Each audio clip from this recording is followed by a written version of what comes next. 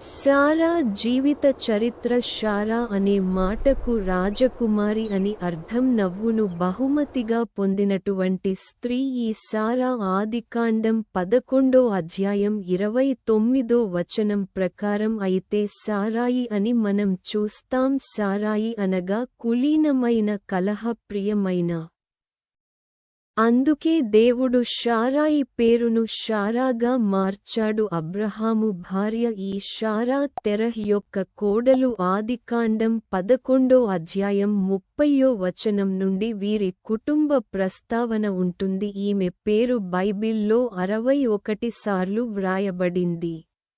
అబ్రహాముతో వివాహమయ్యాక చాలా కాలం వరకు ఆమెకు సంతానం లేదు. ఆమె కుటుంబీకులు విగ్రహారాధికులు. యెహోషువ గ్రంథం 24వ అధ్యాయం 2వ వచనం ప్రకారం వీరు యూఫ్రటిస్ నది అద్దరిని అనగా కల్దీయుల ప్రాంతమైన ఊరు అనే పట్టణంలో నివసించి ఇతర దేవతలను పూజించారు అని మనకు తెలుస్తుంది. మొదటిగా దేవుని ఆశ్రయించిన సారా విగ్రహారాధన కుటుంబం నుండి వచ్చి దేవుని ఆశ్రయించిన వ్యక్తి ఈ సారా. అపోస్తుల కార్యాలు 7వ అధ్యాయం 2వ వచనం ప్రకారం మెస్పుటోమియాలో ఉండగానే దేవుడు అబ్రహామును పిలిచాడు. నీవు లేచి నీ దేశము నుండియు నీ బంధువుల యొద్ద నుండియు నీ తండ్రి ఇంటి నుండియు బయలుదేరి నేను నీకు చూపించు దేశమునకు వెళ్ళుము. నిన్ను గొప్ప జనముగా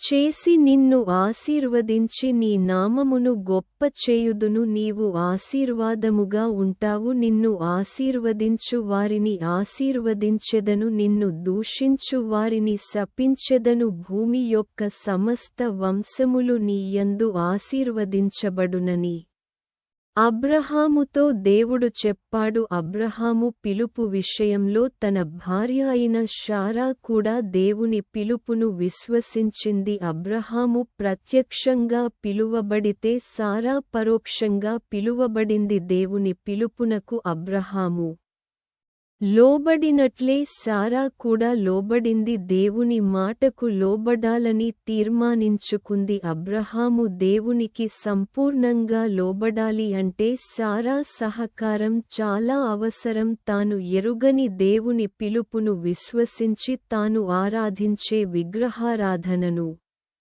విడిచి తన భర్త మాటకు విధేయురాలై దేవుడు వెళ్ళమన్న చోటుకు అబ్రహాముతో ప్రయాణం అయింది. సారా చూపిన మాదిరి మనకు చాలా అవసరం. రెండవదిగా భర్తకు విధేయురాలైన సారా. అబ్రహాము పిలువబడినప్పుడు విశ్వాసమును బట్టి ఆ పిలుపునకు లోబడి తాను స్వాస్థ్యముగా పొందనయ్యున్న ప్రదేశమునకు బయలు వెళ్ళెను. ఎక్కడికి వెళ్ళవలెనో అది ఎరుగక బయలు వెళ్ళెను అని హెబ్రీ పత్రిక 11వ అధ్యాయం 8వ వచనంలో మనం చూడగలం. దేవుని పిలుపు విషయంలో తాను తీసుకున్న నిర్ణయం వలన సారా జీవితం ఒక మలుపు తిరిగింది. వారు అప్పటివరకు సుఖంగా అనుభవిస్తున్నటువంటి ఊరు అనే పట్టణాన్ని విడిచిపెట్టి తెలియని దేశానికి ప్రయాణమయ్యారు. తన వారినందరినీ విడిచిపెట్టి వెళ్ళడానికి ఒక సాహసమైన నిర్ణయం తీసుకుంది. షారా విధేయురాలై సారా అబ్రహామును వెంబడించింది. అబ్రహాముకు షారా అనుకూలవతి అయిన భార్యగా, విధేయత చూపిన భార్యగా మనకు కనబడుతుంది. భర్తతో పాటు మామ అయినటువంటి తెరహుతోను కొడుకు లాంటి వాడైన లోతుతోను కలిసి సారా ప్రయాణం అయింది. వారు హారాను దాకా వచ్చి అక్కడ నివసించారు. మొదటి పేతురు పత్రిక 3వ అధ్యాయం 5వ వచనం ప్రకారం అటువలే పూర్వము దేవుని ఆశ్రయించిన పరిశుద్ధ స్త్రీలను తమ స్వపురుషులకు లోబడి ఉండుటచేత తమ్మును తాము అలంకరించుకొనిరి. ఆ ప్రకారము సారా అబ్రహామును యజమానుడని పిలుచుచు అతనికి లోబడి ఉండెను. మీరును యోగ్యముగా నడుచుకొనుచు ఏ భయమునకు బెదరకై ఉన్న ఎడల ఆమెకు పిల్లలగుదురు అని వ్రాయబడి ఉంది. మూడవదిగా శోధించబడిన సారా అబద్ధం చెప్పడానికి అంగీకరించినందువల్లే అనేకమైన శోధనలు ఇబ్బందులు ఎదుర్కోవాల్సి వచ్చింది. హారానులో తన మామ తెరహు చనిపోయిన తర్వాత దేవుని పిలుపును బట్టి అబ్రహాము తన భార్య అయిన షారాను లోతును తన పనివారిని అందరినీ తీసుకొని కానానుకు ప్రయాణం అవుతాడు. షారా చాలా అందమైనది కాబట్టి తన అందాన్ని బట్టి చంపబడతామని అబ్రహాము భయపడ్డాడు. ఊరు అనే ప్రాంతం నుంచి ప్రయాణమయ్యేటప్పుడే అబ్రహాం సారాకు ఈ విధంగా చెప్తాడు, తాను వెళ్లే ప్రతి స్థలములో నీవు నా సహోదరి అని చెప్పు అని సారాకు చెప్తాడు. దానికి సారా కూడా అంగీకరిస్తుంది. కనాను చేరిన అబ్రహాము అక్కడ కరువు వచ్చినందువల్ల దేవుని యొద్ద విచారణ చేయకుండానే ఐగుప్తునకు వెళ్లాడు. వారు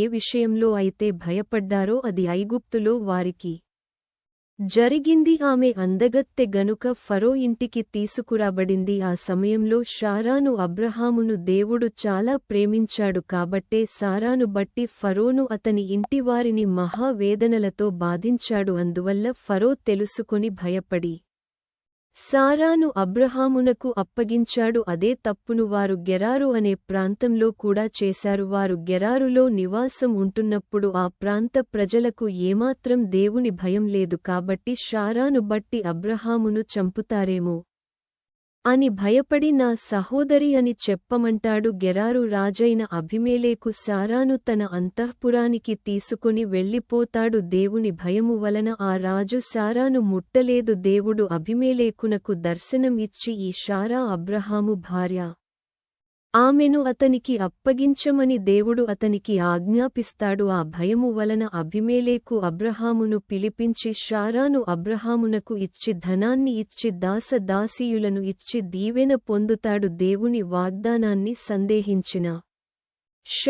షారాకు సిరి సంపదలు ఉన్నాయి, ప్రేమించే ఉన్నాడు, అంతా సమృద్ధిగా ఉంది. అయితే ఆమె జీవితంలో ఎంతో వేదనకరమైనటువంటి లోటు ఒకటి ఉంది. ఆమెకు పిల్లలు లేరు, ఆమె గొడ్రాలు. అదే ఆమె లోటు. ఆకాశ నక్షత్రముల వలె నీ సంతానము ఉంటుంది అని దేవుడు అబ్రహామునకు వాగ్దానం చేశాడు. అయితే సారా ఆమె యొక్క వయస్సును బట్టి దేవుని వాగ్దానాన్ని సందేహించి చేయకూడని తప్పు చేసింది. తన దాసి అయిన ఐగుప్తురాలైన హాగరును అబ్రహామునకు భార్యగా ఉండమని ప్రేరేపించింది. ఆమె వలన నాకు సంతానం కలగవచ్చు అని అనుకుంది. నేను పిల్లలు కలగకుండా దేవుడే చేశాడేమో, నా దాసి అయిన హాగరు వలన నాకు సంతానం కలుగును అనుకొని అబ్రహామును బ్రతిమాలినప్పుడు అబ్రహాము హాగరును స్వీకరిస్తాడు. ఆ విధముగా అబ్రహాము హాగరును కూడినప్పుడు ఆమె గర్భవతి అవుతుంది. అది జరిగిన తర్వాత షారా ఎంతో వేదనను అనుభవించింది. దేవుని వాగ్దానాన్ని సందేహించడం వలన ఎన్నో అనర్థాలు జరిగాయి. అబ్రహాము విశ్వాసాన్ని కోల్పోలేదు గాని షారా విశ్వాసాన్ని కోల్పోయింది. అందుకనే హాగరు వలన మరియు తన కుమారుడైన ఇస్మాయిలు వలన ఎంతో వేదన పడింది. ఐదవదిగా దేవునికి ఆతిథ్యం ఇచ్చిన షారా మమ్రే దగ్గరనున్న సింధూర వనములో అబ్రహాము ఎండవేళ గుడారపు ద్వారమందు కూర్చుని ఉన్నప్పుడు యెహోవా అతనికి కనబడెను. అతడు కన్నులెత్తి చూచినప్పుడు ముగ్గురు మనుష్యులు అతని ఎదుట నిలువబడి ఉండిరి. అతడు వారిని చూచి గుడారపు వాకిట నుండి వారిని ఎదుర్కొనుటకు పరుగెత్తి నేలమట్టుకు వంగి, నీ కటాక్షము నా మీద ఉన్న ఎడల ఇప్పుడు నీ దాసుని దాటిపోవద్దు, నేను ఇచ్చు ఆతిథ్యమును స్వీకరించమని చెప్పి అబ్రహాము గుడారములోనున్న షారా యొద్ద త్వరగా వెళ్లి పిండిని తెచ్చి రొట్టెలు చేయమని సారాకు చెప్పినప్పుడు సారా సందేహ పడకుండా విసుకకుండా ఆతిథ్యము కొరకు వాటిని సిద్ధపరుస్తుంది. హెబ్రీ పత్రిక 13వ అధ్యాయం 1వ వచనంలో మనం చూసినట్లయితే ఆతిథ్యము చేయ మరువకుడి, దాని వలన కొందరు ఎరుగకయే దేవదూతలకు ఆతిథ్యము చేసిరని మనం చూడగలం. వేళకాని వేళ వచ్చిన అతిథుల కోసం సారా ఆహారాన్ని వారి కొరకు సిద్ధపడి చేసింది. ఆరవదిగా క్రమపరచబడిన షారాయి అనే పేరును తొలగించి సారాగా దేవుడు మార్చాడు. అబ్రహాము అనే పేరును దేవుడు అబ్రహాముగా మార్చాడు. ఎండవేళ దేవుడు అబ్రహాము గుడారాన్ని దర్శించి వారి ఆతిథ్యాన్ని స్వీకరించిన తర్వాత వచ్చే సంవత్సరం ఈ కాలానికి షారాకు కొడుకు పుడతాడు అని చెప్పినప్పుడు షారా నవ్వుతుంది, మేము ముసలి వాళ్లం అయిపోయాం కదా, మాకెలా కుమారుడు జన్మిస్తాడు అనే అనుమానం ఆమెకు కలిగింది. అప్పుడు దేవుడు దేవునికి అసాధ్యమైనది ఏదీ లేదు అనే విషయాన్ని వారికి తెలియజేస్తాడు. అప్పుడు అవిశ్వాసంతో నవ్విన శారాకు నవ్వు అనే పేరుగల ఇస్సాకును దేవుడు ఇచ్చాడు. వృద్ధాప్యంలో ఆమె కన్నులపై నవ్వు ఉండేలా దేవుడు చేశాడు. ఏడవదిగా ఆశీర్వదించబడిన శారా లోకానికి అసాధ్యమైన దాన్ని దేవుని వాగ్దానం వలన తన జీవితంలో పొందుకోగలిగింది. ఆమె ముసలితనమందు అంటే 90 సంవత్సరాల వయసులో ఇస్సాకుకు జన్మనిస్తుంది. హెబ్రీ పత్రిక 11వ అధ్యాయం 11వ వచనంలో విశ్వాసమును బట్టి శారా వాగ్దానము చేసినవాడు నమ్మదగిన వాడని ఎంచుకొనెను గనుక తాను వయస్సు గతించినదైనను గర్భము ధరించుటకు శక్తి పొందెను. ఇస్సాకు వలనైనది నీ సంతానము అనబడుతుంది అని దేవుడు వాగ్దానం ఇచ్చాడు. ఆయనే దానిని స్థిరపరిచాడు. యొక్క ఆతిథ్యం పొందిన దేవుడు ఇస్సాకు ద్వారా వారి జీవితంలో నవ్వును అనుగ్రహించాడు. వారి కుటుంబంలో సంతోషాన్ని కలిగించాడు. ఆ విధంగా అనేక జనములకు తల్లిగా శారాను ఆశీర్వదించాడు. చివరిగా ముదిమి వచ్చువరకు నమ్మకముగా జీవించిన శారా తన జీవితంలో అబ్రహామునకు మేలుకరముగా విధేయత కలిగిన భార్యగా జీవించింది. దేవుని వాగ్దానాన్ని విశ్వసిస్తూ అబ్రహాము నడిచిన బాటలో శారా మరణము వరకు నడిచింది. సారా జీవించిన కాలం మొత్తం 127 సంవత్సరాలు. 127 సంవత్సరాలు జీవించి ఆమె హెబ్రోనులో మరణిస్తుంది. అబ్రహాము కనాను దేశంలో హెబ్రోనను మమ్రే ఎదుటనున్న మత్పెలా పొలము గుహలో తన భార్య అయిన శారాను పాతి పెడతాడు. దేవుడు ఇచ్చిన వాగ్దాన నెరవేర్పును కన్నులారా చూడగలిగిన ధన్యజీవి ఈ శారా. బైబిల్లో మరణం గురించి చెప్పబడిన ఏకైక స్త్రీ శారానే. శారా జీవితం ద్వారా దేవుని మాటకు ఆయన వాగ్దానానికి విధేయతను చూపి దేవుని కార్యాలు మనం కూడా పొందుకుందాం. దేవుడు మిమ్మును దీవించునుగాక. ఆమెన్.